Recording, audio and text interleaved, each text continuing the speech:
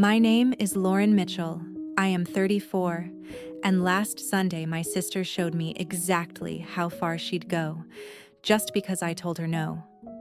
We were in my parents' backyard in Phoenix, the grill still smoking, everyone half distracted by food and small talk, when she walked over to the patio table, picked up my open laptop with one hand, and gave me this lazy little smirk. "You really won't lend me 10 grand?"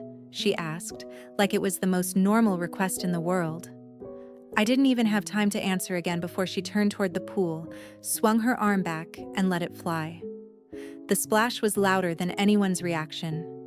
My entire business, all my client campaigns, months of work, disappeared under chlorinated water while my sister laughed and said, "Oops, guess that's what happens when you don't help family." I waited for someone to shout at her, to ask if she'd lost her mind. Instead, my dad just shrugged, looked at me, and said, "Well, that's the price you pay for shutting out your own sister." No one asked if I was okay. No one asked about the laptop that pays all my bills.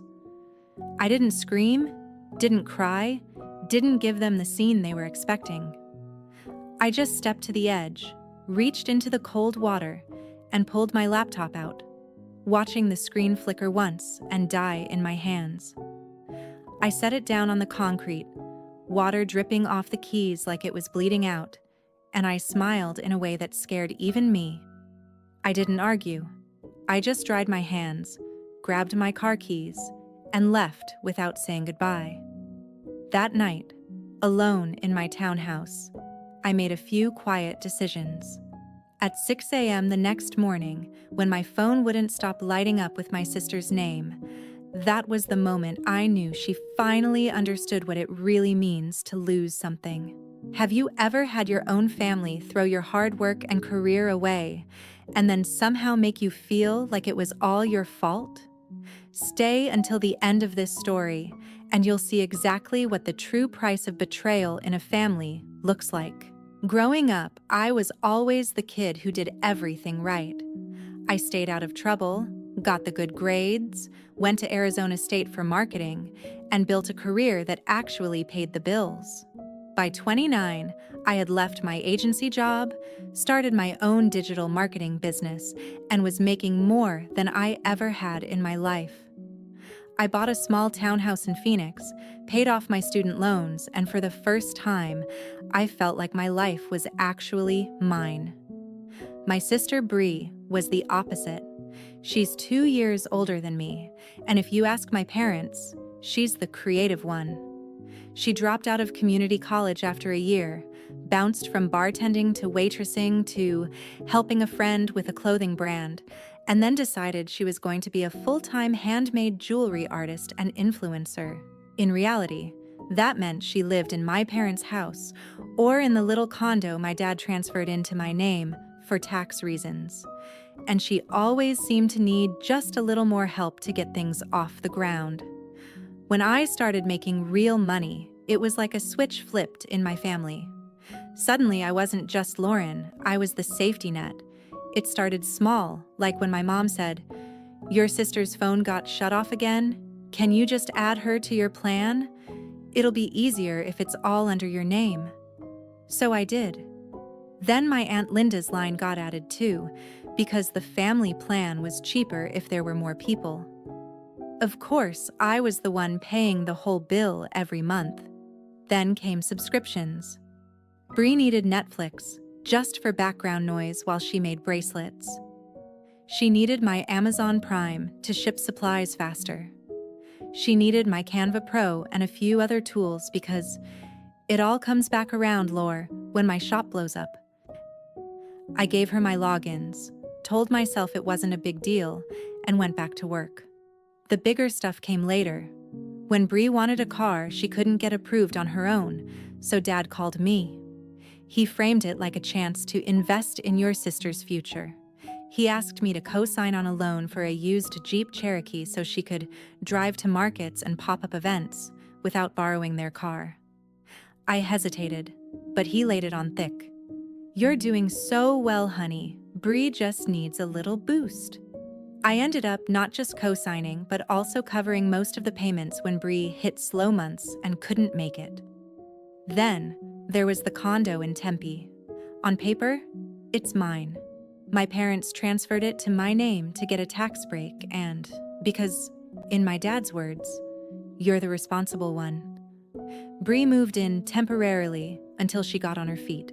3 years later, she was still there, not paying rent, not paying utilities, treating it like some kind of artist's loft while I dealt with property taxes and repairs. And on top of that, there were the loans that were never really loans. $4,000 here for inventory, $2,000 there for a camera to film product videos, a couple hundred for vendor fees, table fees, branding courses, you name it. Every time, it came with the same promise: I'll pay you back as soon as I start making real money. She never did. And every time I tried to pull back, my parents would say things like, "She's just not like you, Lauren. You understand money? She doesn't. Family helps family." So when my sister threw my laptop into the pool, it wasn't just about a ruined machine. It was years of me quietly covering for her. Years of being told I was selfish any time I even thought about saying no. That splash was the sound of me finally waking up. Because once you realize the people you love see you as a wallet first and a person second, how do you ever go back to normal after that? That night, after I left my parents' house, I drove home in complete silence. No music, no podcasts, just the sound of my own breathing and the faint hum of the highway. I walked into my townhouse, dropped my keys in the bowl by the door, and set the dead, waterlogged laptop on the kitchen counter like a body. For a few minutes, I just stared at it. If I let myself feel everything right then, I knew I'd either start screaming or completely shut down. So instead, I did the one thing I've always been good at. I opened my backup desktop, sat down at my desk, and treated my entire life like a client project. I pulled up a blank document and typed one line at the top: "What Bree gets because of me." Then I started listing. Phone plan, Bree, my parents, Aunt Linda, all under my name, all on my bill. Streaming accounts, Netflix, Hulu, HBO Max, Spotify, all logged in on Bree's TV, her phone, her tablet. Amazon Prime. She uses it more than I do. Order history full of craft supplies and random impulse buys I barely noticed because I was too busy to scroll. Canva Pro, a few other paid tools for design and marketing that she borrowed to make logos and social posts for a business that never seemed to exist anywhere but her imagination. Then the big stuff, the Jeep. I dug into my email and pulled up the loan documents. My name, on every page, right next to hers. Every reminder notice from the bank? They'd come to me, and I had quietly paid the difference more times than I could count so her car wouldn't get repossessed. The condo in Tempe. Property tax statements with my name on them. Maintenance requests. The plumber invoice from when the sink backed up. In every way that mattered, it was my place. In every way that mattered to her, it was just Bree's condo that she happened to live in for free. The deeper I went, the more sick I felt. It wasn't just that I'd been generous. I had basically built an entire ecosystem around her. She had a car because of me, a place to live because of me, a phone because of me, entertainment because of me, tools for her business because of me. And in her mind, that still wasn't enough to earn a simple no. I scrolled through old texts from my parents, all the subtle guilt trips. She's just not like you. You know how your sister is. Don't make her feel like a burden, Lore. But the truth was, she was a burden, and I'd been the one carrying her weight so long I'd forgotten what it felt like to stand up straight. At some point, the anger stopped feeling hot and loud and started to feel cold and clean. I picked up my phone and called the cell provider. I confirmed my identity, took a breath, and said, I want every line on this account canceled except mine, effective tonight. The rep hesitated, asked if I was sure, warned me that the other phones would lose service immediately. I said, that's the idea. Next, I logged into my streaming accounts, went into settings, and signed out of all devices. New passwords, long and ugly, ones I wouldn't accidentally tell anyone. I removed her email from my Amazon household, killed the payment method she'd gotten way too comfortable using, and set up alerts for any new charges.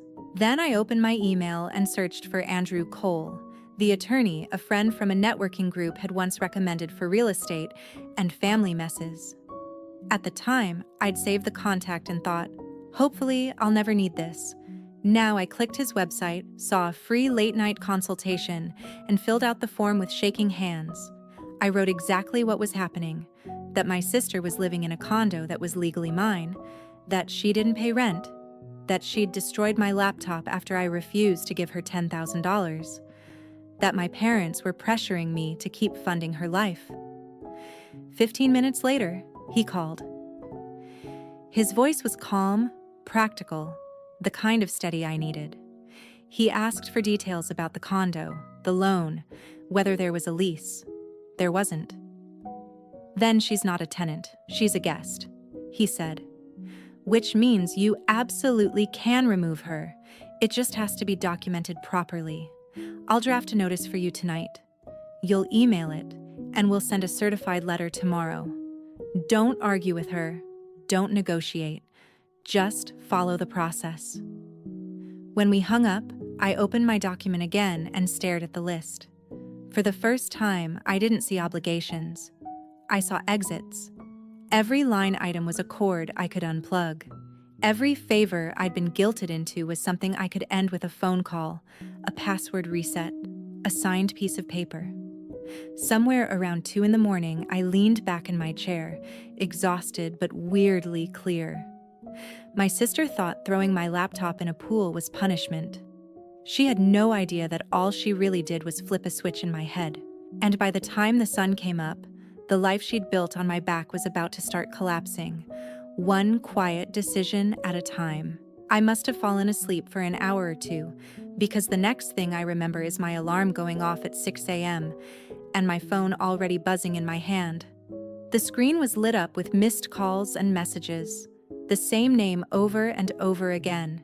Bree. First it was regular calls, then FaceTime attempts, then a stream of texts coming through on Wi-Fi.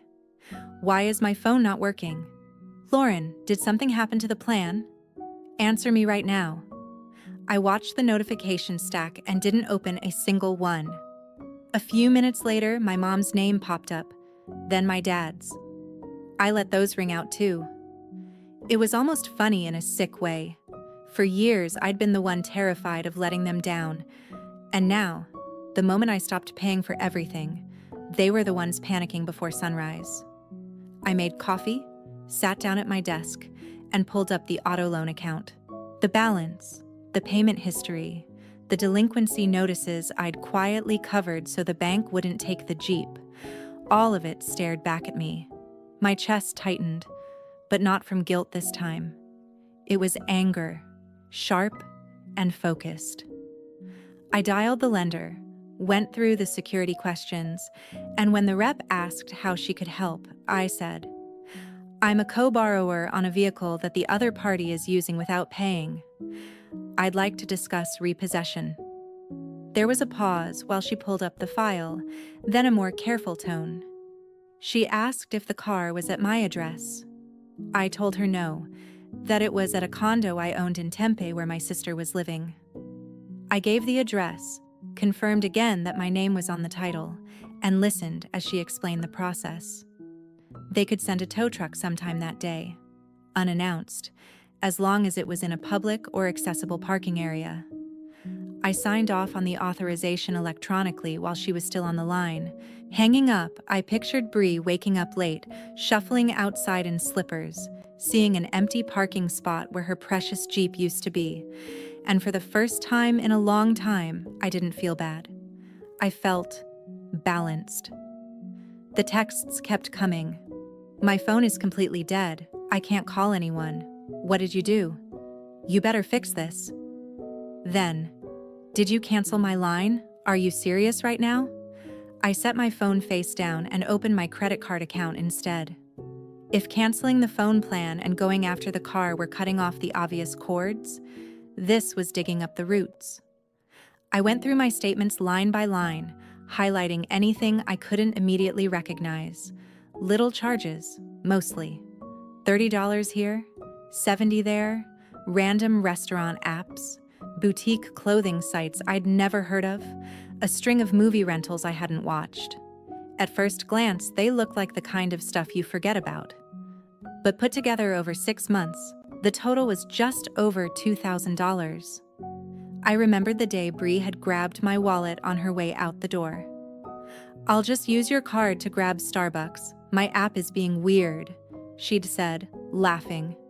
She'd brought back a drink, some pastry I didn't ask for, and I never thought about it again.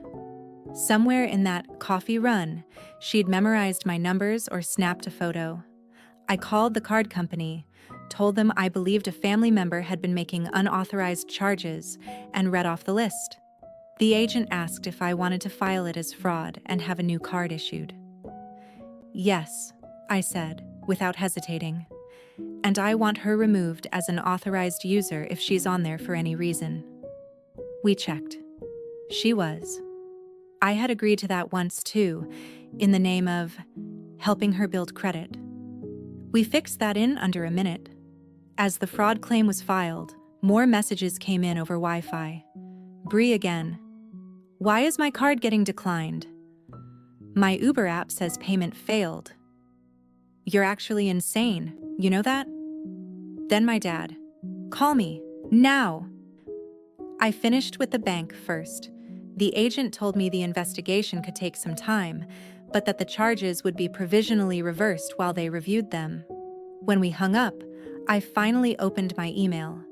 Sitting at the top of my inbox was a message from Andrew Cole with the subject line, "Notice to vacate, draft attached." I clicked it. The letter was short, formal, and painfully clear. It stated that Bree was occupying my property without a lease, that I was terminating her permission to stay, and that she had 30 days to vacate. It referenced the address, my ownership, and the remedies I could pursue if she refused. All I had to do was sign it and send it. I added my e-signature, took a breath, and forwarded it to Bree's email with a simple line, "Please see attached." No explanation, no apology. Then, per Andrew's instructions, I submitted the document to be sent by certified mail to the condo address. Somewhere between scheduling the mailing and closing my laptop, my phone started vibrating non-stop again. Bree's texts had shifted from confusion to rage. "You're kicking me out? You can't do this. That place is mine too. You are literally ruining my life over a stupid laptop." I set the phone down and looked at the list I'd made the night before. Most of the items now crossed out. Phone line, gone. Streaming and subscriptions, locked. Credit card access, cut. Jeep, on its way to a tow yard. Free housing, officially counting down. Outside, the sun was climbing, turning the sky that bright Arizona blue I usually loved. For once, it felt like it belonged to me. My sister thought she'd punished me when she threw my laptop into the pool. She had no idea that the real punishment was waking up to a world where I finally stopped pretending I owed her everything. And by the time the tow truck rolled up to that condo in Tempe, it was too late for her to pretend nothing had changed. It didn't take long for the fallout to show up at my front door. Around 10 that morning, just as I was starting to answer emails from clients and pretend I had a normal life, someone started pounding on the townhouse door so hard the frames rattled. I didn't even need to look to know who it was. "Open the damn door, Lauren." Bree's voice sliced right through the wood. "What did you do to my car?" My heart jumped, but my hands were steady. Instead of going to the door, I picked up my phone, opened the camera, and started recording as I walked to the entryway. I didn't open it. I just looked through the peephole and watched her pacing on my front step like a caged animal. Her hair was thrown up in a messy knot. She was still in leggings and an oversized sweatshirt, and she had that wild look she got anytime she thought she was losing control. "They took it!" she yelled, kicking the bottom of the door. "Some tow truck just showed up and took my Jeep. My Jeep, Lauren!" She slapped the door with the flat of her hand. "I know you did this. You and your stupid money and your stupid power trips. Open this door and fix it." I cleared my throat and raised my voice just enough so she could hear me through the wood. "It's not your Jeep, Bree. It's the bank's. And my name is on that loan. Remember?" There was a beat of silence. Then she laughed, sharp and mean. "Oh, so that's how it is?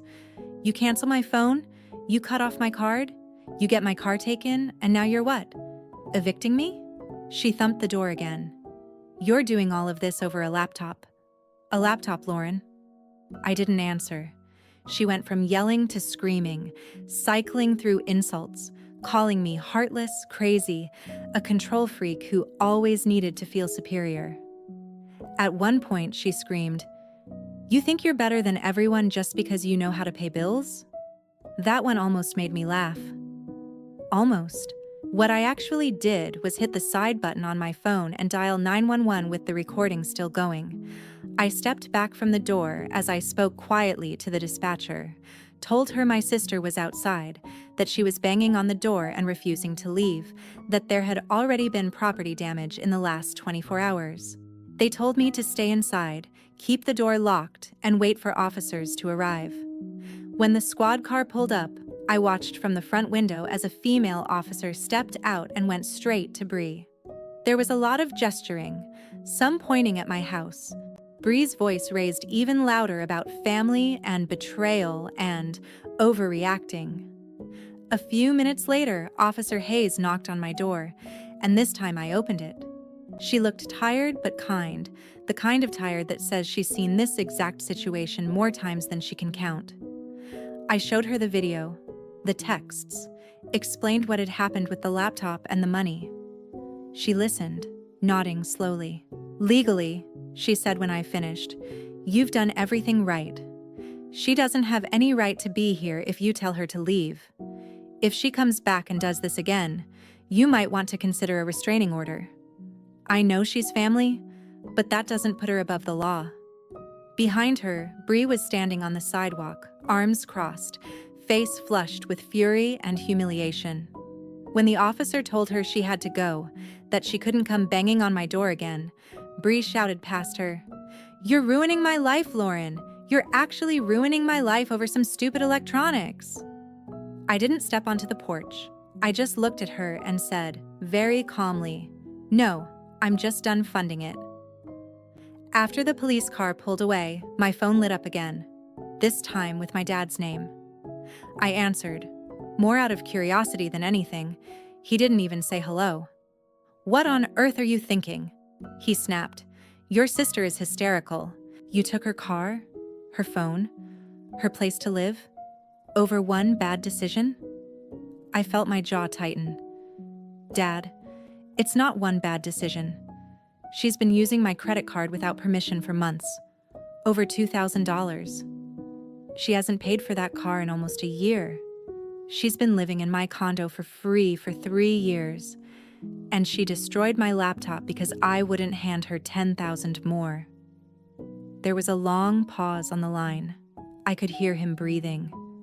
"She told us you were exaggerating," he finally said. "She said you offered, then changed your mind, and now you're punishing her." I actually laughed, a short, humorless sound. Of course she did. I told him about the fraud claim, the bank statements, the eviction notice from the attorney. I laid it all out plainly. No sugarcoating, no apologizing. On the other end, I could hear my mom quietly crying, like she was standing right next to him with the phone on speaker. "Lauren, honey," she whispered, "she's your sister. She made a mistake. She doesn't understand money the way you do. You know how she is." "Yeah," I said, my voice flat. I know exactly how she is, and you do too. You just don't want to admit it. Mom tried to pivot to guilt. She says she's going to be on the street. She says you're throwing her away. Is that really what you want? I closed my eyes, took a breath. I want her to be responsible for herself. For once. I'm not throwing her away. I'm just not cushioning the landing anymore. After I hung up, Aunt Linda started texting. Long paragraphs about how money comes and goes, but sisters are forever. How I was letting success change me. How I should remember who shared a bedroom with me when we were kids. A few hours later, Bree made a public post on Facebook about greedy family members who steal cars and homes and weaponize money. Mutual friends started chiming in, some blindly defending her, some messaging me privately to ask if everything was okay. I didn't jump into the comments. I didn't write a big call-out thread with screenshots and proof, even though I easily could have. I reported the post for harassment, blocked a couple of the loudest idiots, and went back to my work. Because here's what I finally understood. Anyone who wanted to see me as the villain was going to do it no matter how many facts I handed them. The people who actually knew me didn't need a slideshow to get the picture. That afternoon, sitting at my desk with my phone face down and my email open, I realized something else too. For the first time in my life, the loudest, most dramatic person in the family wasn't writing the story. I was. And as messy and painful as that day was, part of me was almost relieved.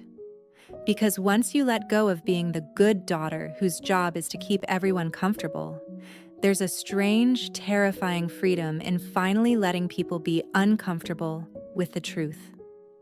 18 months later, the email from the court showed up like any other notification. It was short and dry. Just a note that Bree had successfully completed her probation. Her community service hours were logged. Her payments were up to date. Legally, the whole mess was closed. Emotionally, not so much. By then, my life looked very different from the day she threw my laptop in the pool. I had a new MacBook, obviously. I'd upgraded my systems, backed everything up in 3 different places, and tightened my client contracts. My business had grown, not in a flashy overnight success way, but in steady, solid numbers. I had more referrals, better boundaries, and a level of focus I hadn't known I was missing when half my mental energy was going to putting out Bree-shaped fires. I'd also built something I never thought I'd have with my parents: honest distance. I saw my mom for coffee once every month or two, just the two of us. Sometimes we talked about light things, like her garden or whatever book club she'd joined. Sometimes the conversations cut deeper. She admitted, one shaky afternoon over iced tea, that watching Bree in an orange vest picking up trash had broken something in her. Not because she didn't deserve consequences, Mom said quietly, but because I realized how many times we shielded her from them and how many times we pushed them onto you instead. My dad came around slower, like a big ship trying to turn in a narrow canal. He never gave me a dramatic apology, but he stopped asking me to fix things. When I told him I wasn't coming to big family holidays yet, he just nodded and said, "I understand," instead of guilt-tripping me. It was new. It was fragile, but it was real. As for Bree, she became more of a rumor than a presence. I heard she'd moved back in with my parents for a while, then into a small apartment with a roommate. I heard she was working retail, clocking in and out like everybody else. I heard she'd stopped telling people she was about to blow up, and started saying things like, "I'm just trying to keep my head above water." I didn't stalk her social media. I didn't ask for updates. When her name came up, I let other people talk and kept my face neutral. I'd made my choices. She was living with hers. The first time I actually saw her again, it wasn't at some dramatic family summit. It was in the most ordinary place possible, a grocery store. I was pushing a cart down the frozen foods aisle, trying to decide between 2 brands of dumplings, when I heard someone say my name very softly. "Lauren?" I turned, and there she was. No dramatic eyeliner, no staged outfit, just jeans, a faded t-shirt with a logo from a store I knew paid about $15 an hour, and a name badge clipped to her chest. She looked older, not in a bad way, just less glossy. There were faint lines around her eyes I didn't remember, and a tiredness in her shoulders that I recognized because I'd carried it for years.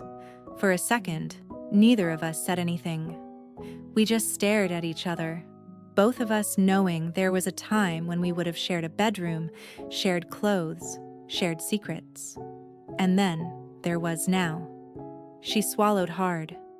"I know I'm not supposed to bother you," she said, glancing down. "But I wanted to say something, if that's okay." The restraining order had expired with her probation. She technically wasn't breaking anything by standing there. I could have walked away, and a part of me considered it. But another part, the one that had sat in therapy and unpacked every messy layer of our childhood, was curious. "You can talk," I said carefully. "I'm not promising anything, but you can talk."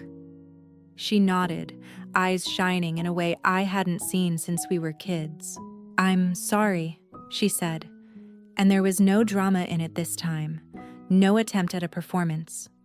Her voice shook on the word. "For the laptop, for the money, for the way I used you.